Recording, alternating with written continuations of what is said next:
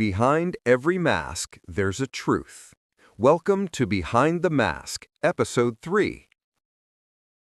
Tell me, what was that moment in your life that changed everything? My name is Jen Parker, and for 15 years, I was known as Judge Michael Parker's wife. Not Jen the attorney, not Jen the woman who fought her way through law school nights and courtroom days, just the wife. At every gala, he'd introduce me as if I were an accessory. She used to be a lawyer before she married up, he'd say, smiling for the cameras while my heart tightened beneath my gown. But I stayed silent. I told myself marriage required patience, and that his arrogance was just stress.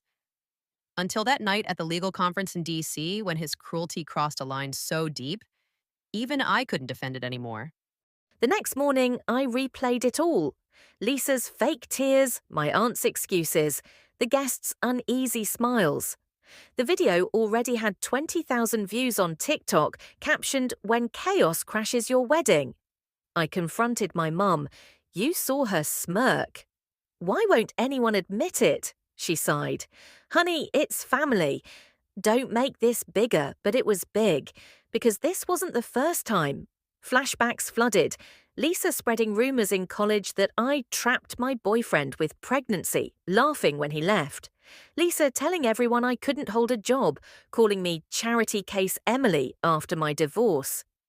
For years, I swallowed it for peace. But this time, Mia cried herself to sleep, whispering, "Mommy, did I do something wrong?" That broke me, so I stopped waiting for family apologies. I opened my laptop, watched Lisa's video again, paused on her smirk, and screen recorded everything. Evidence. Then I called the wedding planner, cancelled the public ceremony, and texted David. "Let's finish this day our way. No crowd, no drama, just truth." He replied, "Finally." The following weekend, I invited the entire family for brunch. Everyone thought I'd moved on. I played along, smiling, serving mimosas, pretending to forget. Lisa strutted in wearing designer heels, acting innocent. "So, did the stain come out?" she giggled. I clicked my phone and mirrored my screen to the TV. Her TikTok video started playing.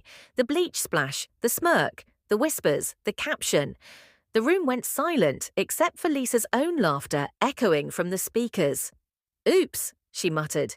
"Not oops," I said. "Cruel." My aunt gasped. "Lisa, tell her you didn't—" But Lisa's voice cracked. "Fine. Maybe I was tired of you being the perfect comeback queen, always pitied, always praised." Gasps. Chairs creaked. I leaned forward. "You ruined my daughter's dress because you hate yourself." "Not me," my mum whispered. "Emily, enough." "No, Mom," I said calmly. "Enough pretending this family doesn't enable cruelty." Then I walked out. Not crying this time, just breathing, light and free.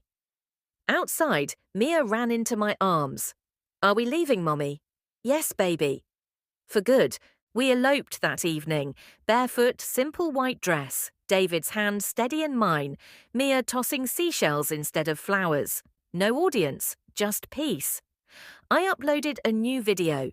"When your family ruins your wedding, make your own." Within hours, it hit 200,000 views. Thousands of women commented stories of toxic relatives and survival. I wasn't alone. Then a journalist messaged, "We'd love to feature your story in a segment about family bullying." I agreed, but blurred faces, kept names private. I didn't need to destroy Lisa. The truth would do it for me. Within weeks, her company received complaints about her online behavior.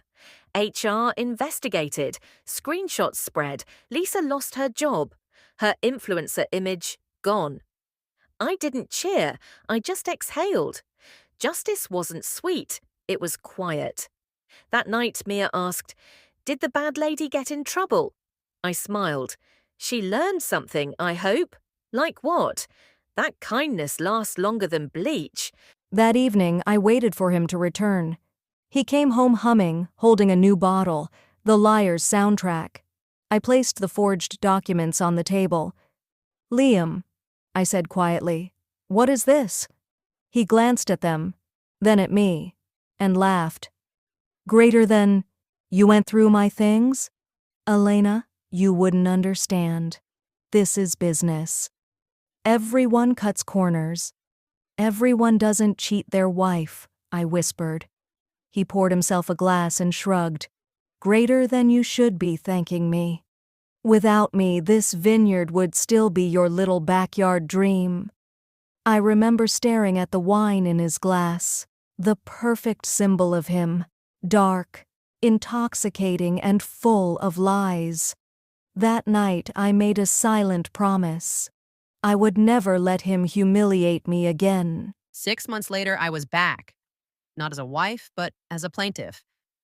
I filed a class action lawsuit on behalf of victims whose cases he'd manipulated. Facing me across the courtroom wasn't the man who once silenced me. It was a broken shell in a cheap suit. When the judge read the verdict, guilty on all counts, I didn't smile. Justice isn't sweet. It's steady. It's knowing you survived the fire and walked out whole. The media called me the Ice Widow. But I wasn't cold. I was awake. I founded a nonprofit for women in law, Eclipse Foundation, to help those silenced by power abuse in the workplace. Every week I mentor young lawyers who remind me of myself before the marriage, before the silence. They don't just see Jen Parker, the judge's ex-wife. They see Jen, the woman who turned betrayal into justice. By morning, every major outlet had the story. Cross estate scandal was on every screen. His investors pulled out, his accounts were frozen. Inspectors arrived, and for the first time, Liam Cross had no words, no smirk, no power. He left our mansion 2 days later with nothing but a suitcase and a ruined name. I didn't cry. I'd already done all my crying. I just stood on the balcony, watching the sunrise over the vineyard, and whispered to myself, this time, the light belongs to me. I sold off the remaining assets under his name and rebuilt everything under mine. Solara Vineyards, born from ashes, rooted in honesty. I hired women who'd been silenced or overlooked, sommeliers, scientists, and farmers who'd been dismissed by men like him. Every bottle we produced carried a message. Truth ferments slower, but it lasts forever. When our first vintage sold out across Europe, journalists asked me, "What's your secret ingredient?"